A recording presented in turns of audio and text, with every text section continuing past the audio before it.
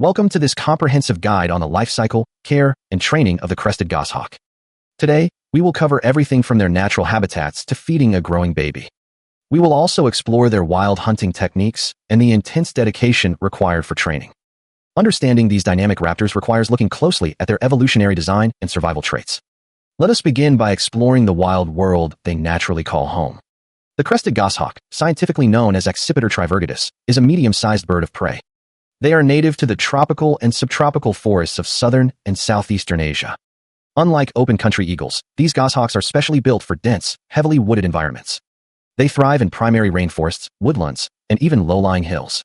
In recent years, they have also adapted well to suburban parks and urban forests. Their natural habitat features dense tree crowns where they can remain perfectly hidden from sight. They use the thick foliage as cover to launch surprise attacks on unsuspecting prey below. The dense canopy protects them from extreme weather and larger, more aggressive aerial predators. Within these forests, they build massive stick nests high up in the forks of sturdy trees. These nests are often lined with fresh green leaves to keep the environment clean and insulated. Understanding their natural habitat is crucial when attempting to care for or raise a young bird. Now let us discuss how to properly care for and feed a captive baby chick. Feeding a baby crested goshawk is a delicate process that requires patience and precise measurements. In the wild, the parents tear raw meat into tiny, easily digestible pieces for their chicks. In captivity, you must carefully replicate this natural behavior to ensure the chick survives. A baby chick should never be fed processed meat, beef, or commercial pet food. Instead, their diet must consist entirely of whole, high-quality prey animals like mice and quail. For very young chicks, you must use clean tweezers to offer tiny strips of skinless meat.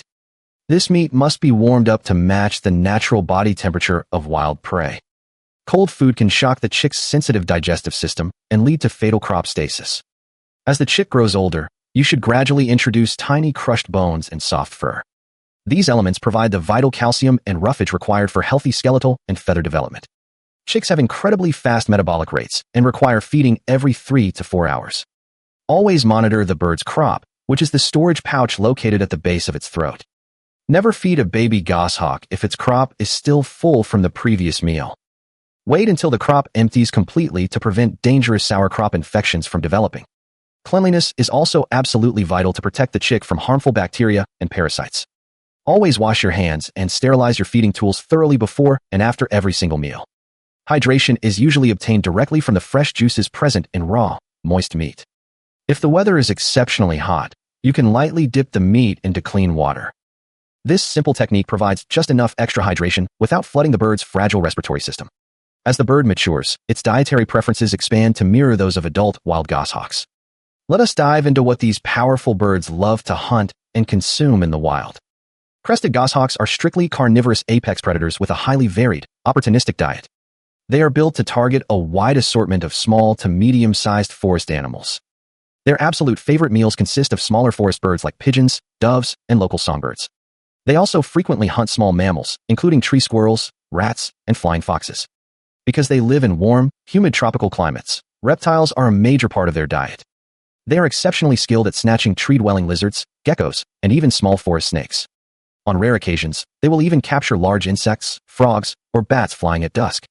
Their anatomy is perfectly engineered to handle this wide variety of fast-moving forest prey. Their short, rounded wings allow them to accelerate instantly through dense, tangled forest branches. Meanwhile, their long tail acts like a rudder, letting them twist and turn midair smoothly. They possess exceptionally sharp, curved talons that lock shut with immense, crushing pressure. Once those powerful talons grip a prey item, escape is practically impossible for the animal. Their strong, hooked beak is designed to easily tear through tough hides and feathers. Next, let us look at how this magnificent bird hunts independently in its natural habitat.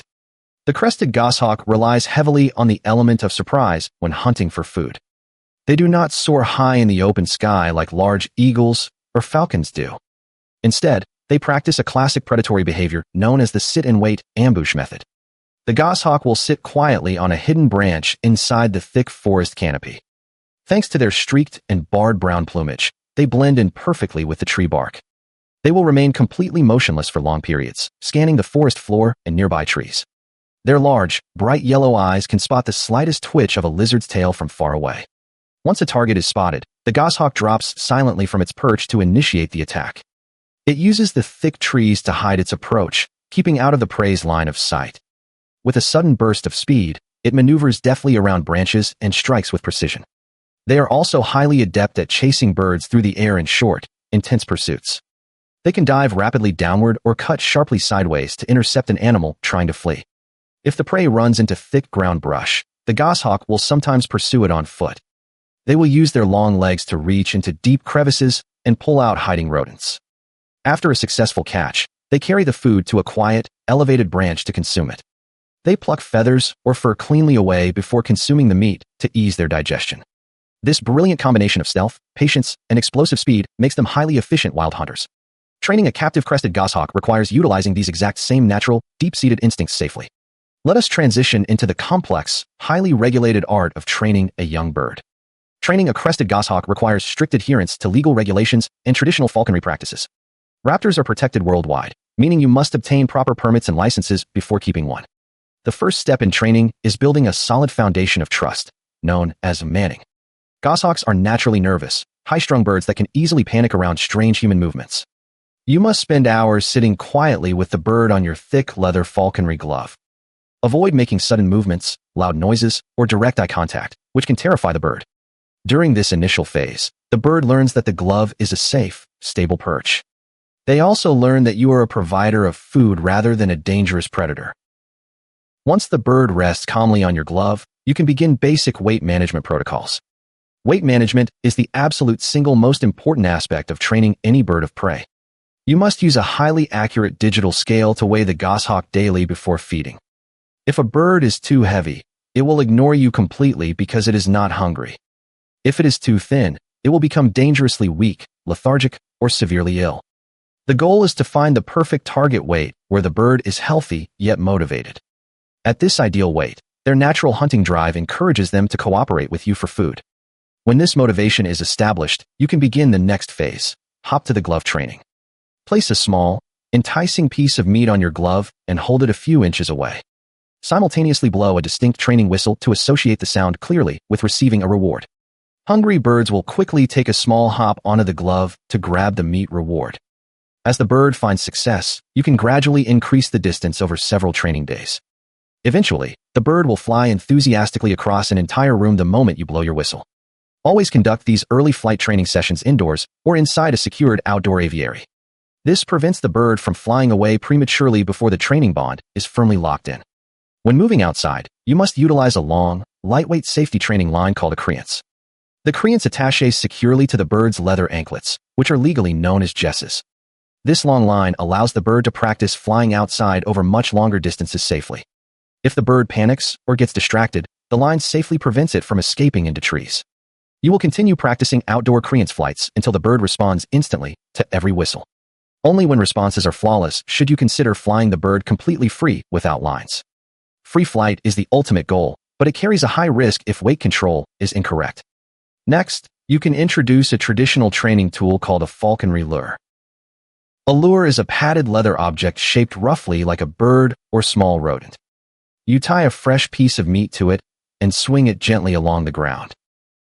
This action simulates the realistic movement of fleeing prey, triggering their intense chasing instinct. The goshawk will dive from its high perch to bind tightly onto the moving lure. This specific exercise builds incredible cardiovascular fitness, muscle strength, and flight coordination. It also teaches the bird to associate catching the lure with a guaranteed heavy meal. Never use physical punishment, yelling, or negative reinforcement when training any bird of prey. Raptors do not understand punishment. It will only shatter their trust and make them fearful. They will quickly learn to see you as a threat and may strike at you aggressively. Training must rely 100% on positive reinforcement, precise weight control, and absolute patience. Every successful flight must be rewarded with high-quality, fresh food on the glove or lure. If a training session goes poorly, simply end it calmly and try again the next day. Consistency is the magic key that transforms a wild goshawk into a loyal hunting partner. Now, let us examine how wild young goshawks transition into finding food entirely on their own. In nature, the transition from a dependent chick to an independent hunter is incredibly perilous. When young goshawks leave the nest, they enter a critical phase called the fledging period. Initially, they cannot hunt effectively and still rely completely on their parents to bring food. The parents will drop food near the nest, forcing the fledglings to fly and grab it. As the weeks progress, the parents start dropping dead prey items from high mid-air perches. The young birds must learn to chase and catch the falling food before it hits the ground. This aerial practice helps develop their depth perception, talonering skills, and flight accuracy. Next, the parents will introduce slightly injured, live prey to the young birds near the nest. This forces the fledglings to practice the physical mechanics of subduing and killing a moving animal. They quickly learn through trial and error how to properly apply pressure with their sharp talons. They also learn how to avoid getting bitten or scratched by struggling rodents or lizards. Eventually, the parents stop providing meals entirely, forcing the young birds to leave the territory. Driven by intense hunger, the young goshawk begins practicing its very first independent hunting attempts. They start small, targeting easy, slow-moving prey like large beetles, grasshoppers, and small frogs. These simple targets help fine-tune their pouncing coordination without requiring high-speed chases. Gradually, they build up the confidence and speed required to target faster lizards and geckos. They memorize which branches provide the best camouflage and view of the forest floor below. They learn to track the sounds of rustling leaves and bird calls to locate hidden prey. Through daily practice and perseverance, they master the art of the sudden, silent ambush attack. Once they successfully capture their first wild bird or squirrel, they are fully independent apex predators. They no longer need any assistance and can sustain themselves entirely within their forest ecosystem. Raising and training a crested goshawk is an extraordinary journey that requires deep, unwavering commitment. By understanding their complex biology, forest habitats, and natural hunting styles, we can truly appreciate them. Whether in the wild or in falconry, they remain true masters of the sky. Thank you for listening to this extensive and detailed look into the crested goshawk.